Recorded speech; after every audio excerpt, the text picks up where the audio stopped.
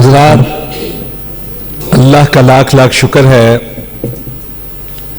کہ والد گرامی کی جاری کردہ یہ کانفرنس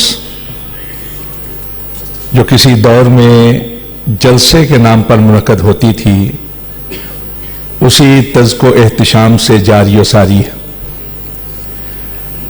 نوجوانوں کو تو علم نہیں، اور اب بزرگ بھی خال خال ہیں جنہوں نے مشاہدہ کیا ہے اس دور کا، کہ اس پورے علاقے میں ایک ہی جلسہ ہوا کرتا تھا سالانہ 2 روزہ، اور لوگ اپنے گاؤں سے، اپنے دیہات سے موسم کے مطابق کمبل تو نہیں ہوتے تھے اس وقت، کھیس وغیرہ لے کر آ جاتے تھے، پھر یہیں مسجد میں پڑھ رہتے تھے۔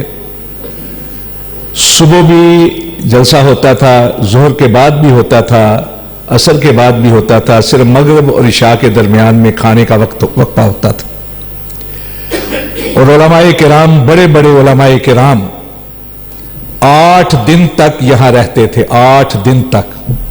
2 دن یہاں ہوتا تھا، پھر اس کے بعد مختلف علاقوں میں جہاں جہاں والد صاحب کی وجہ سے جماعت قائم تھی وہاں جلسے ہوتے تھے چھوٹے چھوٹے۔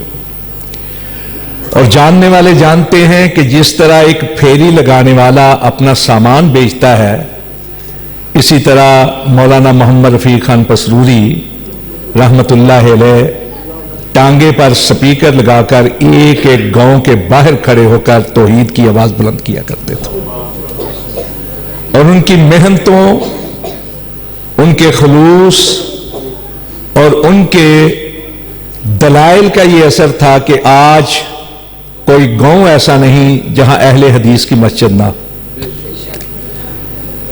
صدقہ جاریہ ہیں ان کے۔ اب دیکھیے، بہت بڑے عالم دین تھے شیخ الحدیث مولانا محمد اعظم رحمت اللہ علیہ، ہزاروں علماء ان کے شاگرد، ان کی اولاد، ان کے افاد علماء کرام۔ باسپن ان کا گاؤں تھا۔ جب اس گاؤں میں پہنچے والد گرامی تو وہاں ایک مولوی صاحب تھے جو بعد میں ہمارے بزرگ بنے، مولانا احمد حسن۔ انہوں نے والد صاحب کے ساتھ گفتگو کی، خود اہل حدیث ہو گئے، پورا گاؤں اہل حدیث ہو گیا، اور انہی میں ایک بچہ محمد اعظم بھی تھا جو بعد میں شیخ الحدیث بنا۔ کئی گاؤں ایسے اس پورے علاقے کے اندر جو کتاب و سنت کی آواز بلند ہوئی ہے، وہ اس اکیلے نفس کی وجہ سے، اور بعد میں تو ساتھی ملتے گئے، کارواں بنتا چلا گیا۔ وہ جلسے میں جو اشتہار شائع کیا کرتے تھے، اس کے ایک طرف شعر ہوتا تھا کہ اصل دی آمد کلام اللہ معظم داشتن، پس حدیث مصطفیٰ برجام مسلم داشتن۔ اور دوسرے سرے پہ شعر ہوتا تھا کہ ما اہل حدیثیم دغارا نہ شناسیم، با قول نبی چونو چرا نہ شناسیم۔ اور مسلک کے ساتھ، اہل حدیث نام کے ساتھ ان کی اتنی محبت تھی کہ جو بھی مسجد بنوائی اس کا نام مسجد اہل حدیث رکھا، کوئی اور نام نہیں۔ چوک کا نام چوک اہل حدیث، گھر بنائے تو گھر کا نام خانہ اہل حدیث، آشیانہ اہل حدیث، کشانہ اہل حدیث، مکتبہ اہل حدیث۔ اس دور میں جب اس علاقے کے اندر اہل حدیث کہلانے والا مطعون سمجھا جاتا تھا، جلسے کی بنیاد رکھی، اور اس جلسے کی وجہ سے اس علاقے کے اندر کتاب و سنت جو ہے اس کو فروغ ملا، ترویج ملی، اور اس کا نور پھیلا ہے الحمدللہ العظیم۔ الحمدللہ اس دور کے بزرگوں نے ان کے ساتھ وفا کی۔ دور گزر جاتا ہے، حالات میں نشیب و فراز آتا رہتا ہے۔ اللہ کا شکر ہے کہ وہ سلسلہ اسی طرز و احتشام کے ساتھ، خلوص کے ساتھ، اور صرف اللہ کی رضا کے لیے جاری و ساری۔ ہم آپ کو اپنی ذات کے حوالے سے دعوت نہیں دے رہے۔ عبدالباسط صاحب جو کہہ رہے تھے نا، وہ اسی بات کو دہراتے ہوئے کہہ رہے تھے کہ یہ مرکز تھا اس پورے علاقے کے اندر، 2 اضلاع کے اندر اہل حدیث کا۔ حضرت امیر محترم جناب پروفیسر ساجد میر حافظ اللہ 8ویں تک پسرور میں پڑھے ہوئے ہیں۔ ان کے والد گرامی یہاں ہیڈ ماسٹر تھے، پہلے 1 نمبر سکول کے، پاکستان جب بنا اس وقت ہیڈ ماسٹر تھے وہ، اس کے بعد نارمل اسکول پہلے بنا تھا آغاز میں ابتدا میں، اس کے ہیڈ ماسٹر رہے. پھر ان کے بعد ان کے بڑے بھائی میر عبدالرؤف جو ہے وہ ہیڈ ماسٹر رہے. 8ویں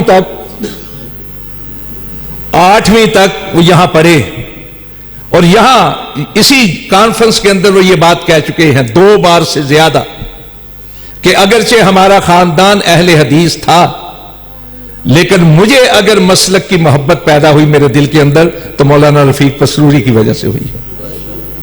صدقہ جاریہ ہیں اتنے بڑے بڑے بزرگ، آپ صدقہ جاریہ ہیں، یہ کانفرنس ان کی صدقہ جاریہ ہے.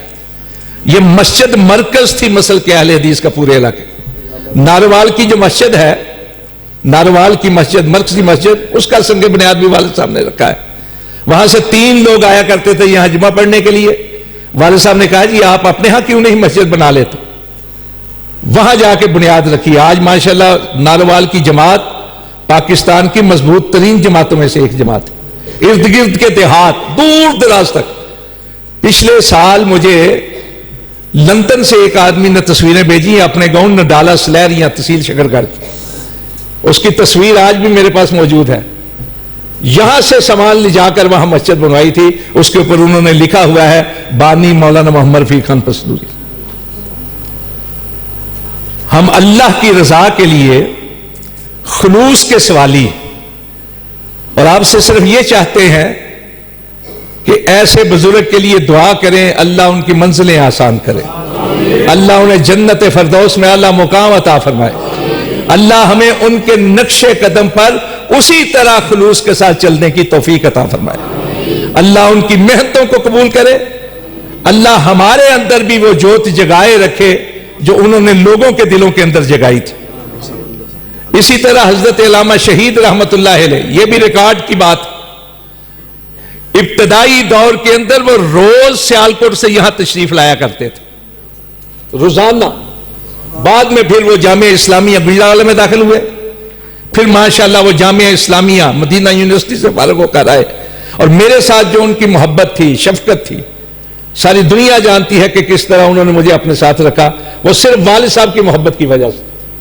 اور حضرت امیر محترم اگر پیار کرتے ہیں تو وہ بھی والد صاحب کی وجہ سے پیار کرتے ہیں.